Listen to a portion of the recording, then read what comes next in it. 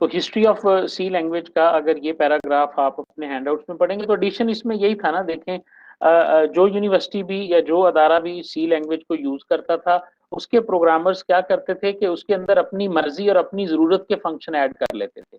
अब क्या उस वक्त ये जमाना तो होता नहीं था कि सिर्फ सी के प्रोग्रामर ही होते थे, बल्कि ऐसे प्रोग्रामर्स मौजूद होते थे जो लैंग्वेजेस के कंपाइलर तक को राइट करते थे।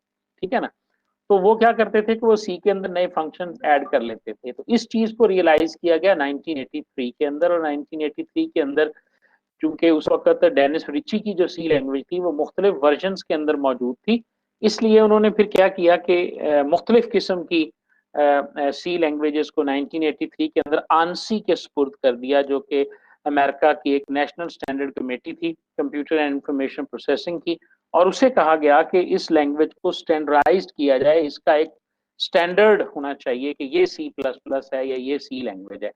और ये 1989 के अंदर फिर पहली दफा आंसी और आईएसओ ने मिलकर एक स्टैंडर्डाइज सी जो है लैंग्वेज को लॉन्च किया था जी। ठीक है जी नूरुल कमर साहब, समझ आ गई जी बात की। ओके जी। अब हम जब सी प्रोग्रामिंग को या सी या प्रोग्रामिंग को जब हम स्टार्ट करते हैं तो हम कहाँ से स्टार्ट करते हैं जी, उसके लिए हमारे पास कौन कौन से टूल्स होने चाहिए, ये मैंने अपनी फर्स्ट वीडियो में भी बताया था और मैं दोबारा यहाँ पे बता देता हूँ जी आपको। और हम इसको स्टार्ट करते हैं जी कि हमारे पास जो टूल्स ऑफ ट्रेड है, टूल्स ऑफ ट्रेड से मुराद एक प्रोग्रामर के पास क्या क्या हथियार होने चाहिए, जब वो क्या क्या टूल्स होने चाहिए कि वो लिख सके। आपके पास कोई ना कोई एडिटर होना चाहिए जी। एडिटर क्या है जी, जिस जहां आप प्रोग्राम को लिखते हैं। प्रोग्राम लिखने के लिए तो आप बेशक नोटपैड के अंदर भी प्रोग्राम लिख सकते हैं जी सी का, और उसके बाद आप इसे कंपाइलर कर सकते हैं। ये सी का एक बेसिक प्रोग्राम का स्ट्रक्चर है, मेन के फंक्शन से शुरू होता है और इस तरह इसकी बॉडी जो होती है ये करली ब्रेसेस के अंदर हम बंद कर देते हैं। लेकिन फिर भी चूंकि मार्केट के अंदर काफी अच्छे एडिटर्स मौजूद हैं जो काफी सहूलत हमें देते हैं, कोड को रीडेबल बनाते हैं, कोड हमारे लिए आसान हो जाता है, कंपाइलेशन आसान हो जाती है, हमें बार बार कमांड नहीं लिखनी पड़ती, और कोड को वो इतना कलरफुल कर देते हैं वो एडिटर कि हमें उसके अंदर जो डिफरेंट टोकन्स होते हैं कोड के, वेरिएबल्स क्या हैं, कॉन्स्टेंट्स क्या हैं, क्या और इसी तरह रिजर्व वर्ड्स कौन कौन से हैं, ये चीजें हमें उसमें पहचाननी आसान हो जाती हैं। हमारे इस कोर्स के अंदर जिस कोड एडिटर को हम फॉलो करेंगे वो हमारे पास है डेव सी प्लस प्लस का जो है ना, ये कोड एडिटर हमारे पास होगा जिसको हम यूज करेंगे मतलब हमारे इस ओवरऑल लैंग्वेज जो है ना वो टूल्स के अंदर ही। ठीक है। उसके बाद आपके पास उस लैंग्वेज का प्रॉपर कंपाइलर होना चाहिए। कंपाइलर हम पढ़ चुके हैं अपनी इंट्रोडक्शन टू कंप्यूटिंग की क्लास के अंदर या अपने उस कोर्स के अंदर के कंपाइलर और इंटरप्रेटर हमारे पास लैंग्वेज ट्रांसलेटर सॉफ्टवेयर होते हैं। चूंकि सी एक हाई लेवल लैंग्वेज है और हाई लेवल लैंग्वेज को कोई भी कंप्यूटर जो है वो डायरेक्टली अंडरस्टैंड नहीं करता, तो उसको अंडरस्टैंड करने के लिए हमें उसे किसी न किसी लैंग्वेज ट्रांसलेटर प्रोग्राम्स के स्पुर्द करना पड़ता है अपने कोड को, और वो उसकी एक एक लाइन को या पूरे कोड को ट्रांसलेट करके एक नई फाइल जिसे हम ऑब्जेक्ट कोड कहते हैं वो हमारे लिए जनरेट करता है। तो कंपाइलर और इंटरप्रेटर सी का होना चाहिए, यानी एक एडिटर होना चाहिए, उसके बाद कंपाइलर और इंटरप्रेटर होना चाहिए। एक ही चीज है जी, कंपाइलर भी क्या करता है, translate high level language into object code, and interpreter is also a language translator which translate a high level language code into your object code. The difference between compiler and interpreter, ये जो की difference है इनका बिल्कुल simple है जी। Interpreter translate करता है line by line, यानी एक लाइन को ये ट्रांसलेट करेगा और उसको उसी वक्त जो है वो एग्जीक्यूट कर देगा जी। जबकि हमारे पास जो कंपाइलर होता है वो एज अ होल जो है वो जो पूरे प्रोग्राम को जो है ना वो ट्रांसलेट करता है। देखेंगे अगर हम कंपाइलर की बात करेंगे तो कंपाइलर हमारे पास एज अ होल एक पूरे कंप्यूटर को जो है ना, पूरे प्रोग्राम को read the whole program and translate into machine language completely. ये दोनों में की डिफरेंस है। बाकी कुछ रिसर्चर्स के ये कहते हैं जी इंटरप्रेटर के ये एडवांटेजेस हैं, ये डिसएडवांटेजेस हैं, और कुछ कहते हैं नहीं जी कंपाइलर के ये एडवांटेजेस हैं और इंटरप्रेटर के ये एडवांटेजेस हैं। बहरहाल ये दोनों चीजें जो हैं ये आपके पास होती हैं। उसके बाद हमारे पास आ जाता है जी डिबगर होना चाहिए। An important tool is also debugger. Every programmer should be familiar with it. Debugger का काम क्या होता है जी, जो डिबग करता है प्रोग्राम को। डिबग का क्या मतलब है? Correct the logical errors. आपकी जो लॉजिकल एरर्स होती हैं उनको करेक्ट करने के लिए आपके पास एक डिबगर का होना भी जरूरी है। लिहाजा अगर हम सी में प्रोग्राम लिखना चाहते हैं, हमारे पास एडिटर भी हो, हमारे पास कंपाइलर भी हो और हमारे पास डिबगर भी हो। डिबगर के बाद जो चीज हमारे जो प्रोग्राम हम यूज करते हैं उसे हम लिंकर का नाम देते हैं। ठीक है, होता ये क्या है कि most of the time our program is using different routines and functions that are located in different file, hence it needs to executable code routine function. C के अंदर अभी मैं आपको बता के आ रहा हूँ कि सी के अंदर डिफरेंट किस्म के फंक्शंस होते हैं। जब हम फंक्शन को यूज करते हैं, एक तो सी का हमारा अपना कोड होता है और एक उसके अंदर हमने दूसरे फंक्शन जो है ना वो यूज किए होते हैं। तो जब हम दूसरे फंक्शन यूज करते हैं, वो फंक्शन जो होते हैं उनकी कोडिंग जो है वो हार्ड डिस्क पर मौजूद डिफरेंट फाइल्स के अंदर वो मौजूद होती है। उन फाइल्स को कंपाइल करने से पहले जब तक उस कोड को आपके लिखे हुए कोड के साथ लिंक नहीं किया जाता, उस वक्त तक वो प्रोग्राम जो है वो कंपाइलर के सामने पेश नहीं किया जा सकता या उसे कंपाइल नहीं किया जा सकता। तो लिंकर का क्या काम है? लिंकर ये काम करता है कि वो चेक करता है हमारे प्रोग्राम को और इंक्लूड करता है all those routine and functions which we are using in our program. तो जो हमने अपने प्रोग्राम में फंक्शंस यूज करने हैं, उन फंक्शंस को लिंकर जो है वो जहां वो पड़े होंगे वहां से उठाएगा और हमारे कोड के साथ उनको लिंक कर देगा। अब ये प्रोग्राम लिखा भी गया, अब ये कंपाइलर भी है, अब ये लिंक भी है। अब हम इसको कंपाइलर के पास लेके जाएंगे, कंपाइलर उसमें जो कोई सिंटैक्स एरर्स होंगी उनको फाइंड करेगा, हम उसे ठीक करेंगे और जब वो सारी सिंटैक्स एरर वगैरह बिल्कुल ओके हो जाएंगी तो फिर वो उसे ऑब्जेक्ट कोड में ट्रांसलेट कर देगा, जो अगेन आपकी हार्ड डिस्क के ऊपर या आपकी डिस्क मेमोरी पे स्टोर हो जाएगा। उसके बाद हम उसे रन करेंगे, यानी रन करेंगे। एग्जीक्यूटेबल प्रोग्राम मतलब ऐसा प्रोग्राम जब आप उसे रन करते हैं, तो रन करने के लिए आप उस प्रोग्राम को अपनी मेमोरी के अंदर जो है ना वो लोड करोगे, तो ये काम आपके लिए लोडर करेगा। क्या जी? जैसे जैसे आप इस कोर्स में थोड़ा आगे जाएंगे ना, तो ये कॉन्सेप्ट्स जो है ना वो आपके पास ज्यादा बेहतर तरीके से आपको क्लियर हो जाएंगे कि हम आप हमारे पास एडिटर का रोल क्या है, लिंकर का रोल क्या है, और इसी तरह हमारे पास जो है वो डिबगर का रोल क्या है और लोडर का रोल रोल जो है वो हमारे पास क्या है।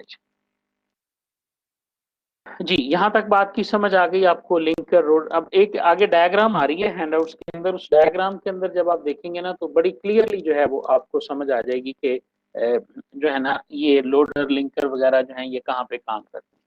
पहली बात तो इनके रोल को समझने के लिए, जी, तो इन तमाम के रोल को समझने के लिए ना हम ये डायग्राम देखते हैं। ये डायग्राम हमारे पास क्या है, मैं थोड़ा सा इसे जूम आउट करता हूँ ताकि ये डायग्राम आपके पास पूरी आपको नजर आ जाए। जब हम एडिटर के अंदर प्रोग्राम लिखते हैं और उसे स्टोर करते हैं तो वो हमारी डिस्क में जाके प्रोग्राम स्टोर हो जाता है। ठीक है जी। उसके बाद हम कंपाइलर को देते हैं कि वो इस प्रोग्राम को जो है ना वो कंपाइल करे। कंपाइल करने से पहले एक फेज आती है जिसे प्री प्रोसेसर कहा जाता है। इसके बारे में भी हम आने वाले लेक्चर्स में पढ़ेंगे। प्री प्रोसेसर क्या होता है कि ये जो हमने हेडर फाइल्स इंक्लूड की होती हैं वो डिस्क के अंदर पड़ी होती हैं, उन तमाम हेडर फाइल्स को हमारे कोड के साथ कोड के अंदर शामिल कर दिया जाता है। यानी प्री प्रोसेसर, प्रोसेस करने से पहले उस कोड को आपकी फाइल के साथ अटैच कर दिया जाता है। फिर आ जाता है कंपाइलर।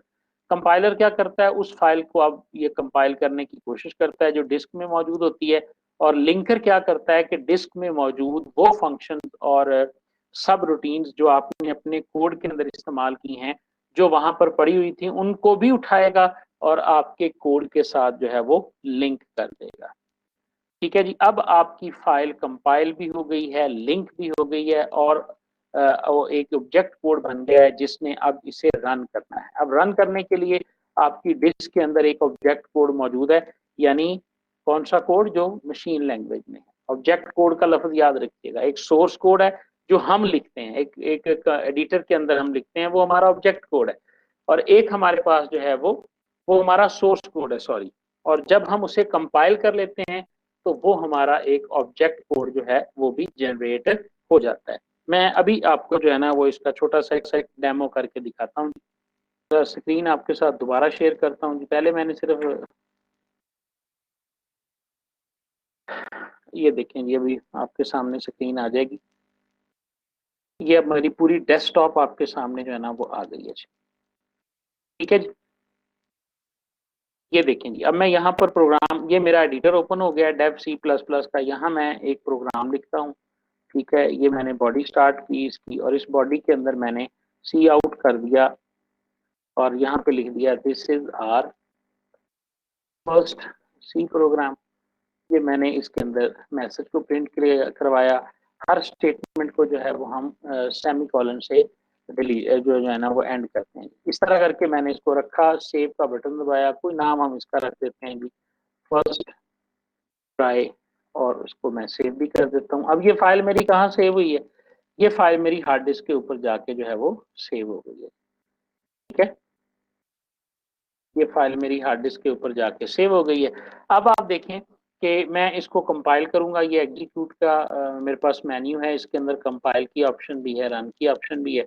इसको कंपाइल करने से पहले मुझे इंक्लूड करना पड़ेगा फाइल को, क्योंकि मैं सी आउट को यूज कर रहा हूँ। तो सी आउट का फंक्शन जो है वो आईओ स्ट्रिंग डॉट एच के अंदर जो है ना वो मौजूद होता है। एच मीन्स हेडर फाइल, ये वो हेडर फाइल है जिस हेडर फाइल के अंदर जो है वो सी आउट का फंक्शन पड़ा हुआ है। अब मेरी ये सिर्फ एक लाइन का कोड है। अब मैं इसे इधर आता हूँ, जैसे ही मैं कंपाइल के ऊपर क्लिक करूंगा तो अब वो मेरी इस फाइल को जो है ना वो कंपाइल करेगा, और उसने मुझे एरर दी है जी कि आईओ स्ट्रिंग डॉट एच नाम की कोई फाइल जो है वो मौजूद नहीं है जी। ठीक है जी, इसको हम चेंज करते हैं using name space S T D लिखेंगे, और यहाँ से एच को जो है वो खत्म कर देंगे जी। अब इसे दोबारा कंपाइल करते हैं जी, तो फिर वही एरर आ रही है आयो स्ट्रिंग। इस स्पेलिंग तो ठीक है ना, इंक्लूड आयो स्ट्रिंग। या तो इसकी इंस्टॉलेशन का कोई इशू है, अदरवाइज स्पेलिंग तो बिल्कुल ठीक लिखे हुए हैं मैंने। Iostream, no such file और directory, no such file, INCLUDE, ऐसे करके देखते हैं, शायद स्पेस नहीं जी, इसमें कोई एरर आ रहा है। string.h लिख के देखते हैं। बाज़ ना आपका अगर कंपाइलर सही तरीके से इंस्टॉल नहीं होता, क्योंकि ये फाइलें एक डायरेक्टरी में पड़ी होती हैं, और वो डायरेक्टरीज अगर आपकी एक कंपाइलर के साथ लिंक्ड नहीं होती तो उस सूरत में भी इस तरह की प्रॉब्लम आ जाती है। एडिटर ऑप्शंस हैं, इसमें काफ़ी सारी चीज़ें होती हैं जहाँ पर वो जो है ना वो सारा डाटा आपका सेव होता है, जिसकी वजह से ये एरर आ सकती है। ठीक है ना जी, मेरा नहीं ख्याल कि इसमें वैसे तो कोई एरर है। हैश इंक्लूड और आईओस्ट्रिंग डॉट एच भी है, मेन भी हमने लिखा हुआ है। इंट करके देख लेते हैं जी, और रिटर्न 0 करके देख लेते हैं, और इसे कंपाइल करते हैं।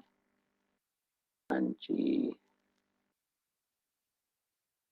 जी file save as this PC और टी, इसके ऊपर इसे सेव करके देखते हैं। अब इसे कंपाइल करते हैं, execute and compile. Iostream dot h जो है ये नहीं मिल रही चीज से।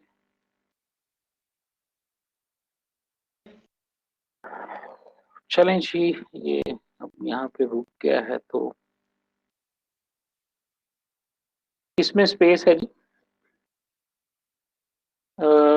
वो कैपिटल तो नहीं, नहीं नहीं, कैपिटल कुछ भी नहीं है, सिंपल आयो स्ट्रिंग है। ये देखें, मैं आपको दिखाता हूँ यहाँ पे, मैं इसको ना ऑनलाइन चला के दिखाता हूँ जी आपको। ये देखें, सी आउट हेडर फाइल एग्जाम्पल हम देखते हैं यहाँ पे। ये हमें ले गया गुरु 99 के ऊपर। ये कंपाइलर चूंकि मैंने बहुत पुराना इंस्टॉल किया हुआ था डेव सी प्लस प्लस का, तो उसकी वजह से भी कोई ना कोई एरर हो सकती है ऐसा। ये देखें जी, आईओ स्ट्रीम ही लिखा हुआ है, इंक्लूड है और आईओ स्ट्रीम है। सही है, सही, IO stream. Stream, IO string नहीं है, आईओ स्ट्रीम है। और ये हमारे पास आ गया जी यूजिंग नेम स्पेस एसटीडी। लें जी, अब हमारी फाइल जो है ये कंपाइल होगी। आईओ स्ट्रीम था, आईओ स्ट्रिंग नहीं था। आप देखें जी आपकी फाइल जो है ये कंपाइल हो चुकी है। ठीक है जी, अब आप जरा देखें ये कंपाइल हो गई। एरर 0, वार्निंग 0, आउटपुट फाइल का नाम उसने दिया है बाकायदा। ये फाइल उसने आपकी ऑब्जेक्ट कोड के तौर पे बना दी है। अगर हम डी के ऊपर जाएंगे, ये मैंने डी के ऊपर सेव की थी ना, डी के ऊपर मैंने फर्स्ट के नाम से ये सेव की थी। तो अब आप देखें कि एक फाइल तो ये मेरी कोडिंग वाली फाइल पड़ी है जो सोर्स फाइल है, और एक कंपाइल होने के बाद ये मेरी एक एप्लीकेशन फाइल जो है ना वो बन गई है। हालांकि कोडिंग फाइल मेरी 1 KB की थी, लेकिन जो मेरी एग्जीक्यूटेबल फाइल बनी है ये 1877 KB की ये मेरी फाइल बनी है। ये असल में वो फर्क है जो मैं आपको दिखाना चाहता था। जो चीज मैं आपको यहाँ पे कंपाइल करके और ये चीजें जो मैं आपको दिखाना चाह रहा था ना, वो असल में ये थी। ठीक है ना, कि इसने पहले क्या किया है कि इस फाइल को लिंक किया है, और जो सी आउट वाला या आईओ स्ट्रीम वाला जो कोड था वो सारा कोड जो है वो इसने इसके अंदर शामिल किया, और उसके बाद इस फाइल को जो है वो उसने कंपाइल किया। इसीलिए इसकी आउटपुट फाइल का साइज जो है आप देखें 1.8 MB यानी 1.1870 KB जो है वो बन गया है। यहाँ से आपको इसके रोल का पता चल गया होगा जो मैं समझाना चाह रहा था कि लिंकर हमारे पास क्या होता है और डिबगर हमारे पास क्या होता है। अब जब हम इसको रन करेंगे ना, समझ आ रही है ना, अब मैं जब इसे रन करूंगा तो अब उस डायग्राम को देखें।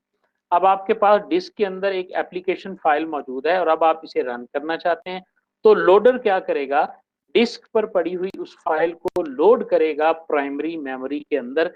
क्योंकि जब भी किसी फाइल ने रन होना होता है तो वो हार्ड डिस्क से मूव करती है पहले मेमोरी के अंदर, और मेमोरी से फिर प्रोसेसर जो है वो उसे एग्जीक्यूट करना शुरू करता है। इस बात की आपको बड़े अच्छे तरीके से समझ आनी चाहिए। यानी जितना जो कॉन्सेप्ट समझाने के लिए मैंने ये सारा तरद्दुद किया है, इसको रिकम्पाइल किया और इसको करके देखा, ये बात आपकी समझ में आनी चाहिए कि लिंकर का रोल कहाँ पे है, लोडर का रोल कहाँ पे है, और कंपाइलर का जो रोल है वो कहाँ पे। अब आप जरा कंपाइलर को दोबारा हम देख लेते हैं। अब हम इसे रन करते हैं। पहले तो रन करेंगे तो हमें आउटपुट स्क्रीन के ऊपर जो है रन करेंगे, तो this is first our first C program की एक लाइन जो है वो लिखी हुई नजर आ जाएगी। ठीक है, अब मैं ये सेमी कॉलन इसमें से खत्म कर देता हूँ और इसे दोबारा कंपाइल करता हूँ। तो ये देखें मुझे उसने एरर दी है क्योंकि मैंने सिंटैक्स को वायलेट किया है। सिंटैक्स इसका क्या है कि हर स्टेटमेंट के आखिर के ऊपर जो है वो कंपाइलर वाली सॉरी सेमी कॉलन होना चाहिए, जिसे हम स्टेटमेंट डेलीमीटर भी कहते हैं। ठीक है, तो स्टेटमेंट डेलीमीटर जब मौजूद नहीं था तो कंपाइलर ने कोई यहाँ पर नहीं बताया कि मैंने नई फाइल जनरेट कर दी है। अब दोबारा कंपाइल करें तो वो आपको सक्सेसफुली कंपाइल करके फाइल का नाम भी बताएगा कि 2.30 सेकंड के अंदर मैंने एक नई फाइल जो है वो जनरेट कर दी है। क्यों जी, इस बात का मुकम्मल कॉन्सेप्ट आपकी समझ में आया है?